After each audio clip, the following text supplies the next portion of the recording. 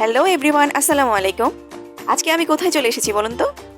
আজকে এসেছি একটা অ্যাচিভমেন্ট ট্রিটে। এটা হচ্ছে একটি বাফেটে। তো রাতেই আমাদের বাফেট ছিল 7টা থেকে 10টা পর্যন্ত। এই নিয়ে আমার দ্বিতীয়বার আসা বাফেটে। তো এসেই আমাদের দেখলাম যে সব কিছুর অ্যারেঞ্জমেন্ট করা হচ্ছিল, সকল মেলস নিয়ে আসা হচ্ছিল, অ্যাপিটাইজার থেকে শুরু করে হেভি মিল, ডেজার্ট, এভরিথিং। আমি ছোটোখাটো যতটুকু পেরেছি তা আমি ক্লিপে ধারণ করার চেষ্টা করেছি।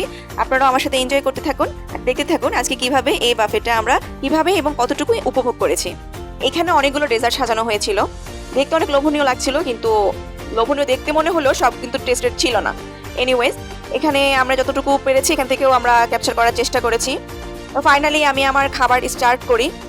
প্রথমে আমি ছোটোখাটো অ্যাপিটাইজার নিচ্ছিলাম, স্ন্যাক্স টাইপের, সেগুলো দিয়ে স্টার্ট করি।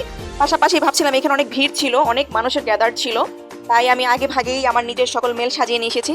সালাদ থেকে শুরু করে বিফ, দেন কাটলেট, ক্র্যাবস, আরও অনেক কিছু ছিল, পাস্তা ছিল, তারপরে বিরিয়ানি ছিল, এখানে চিলি চিকেন ছিল, আরও কিছু আইটেম ছিল, সব কিছু মিশিয়ে এনেছিলাম।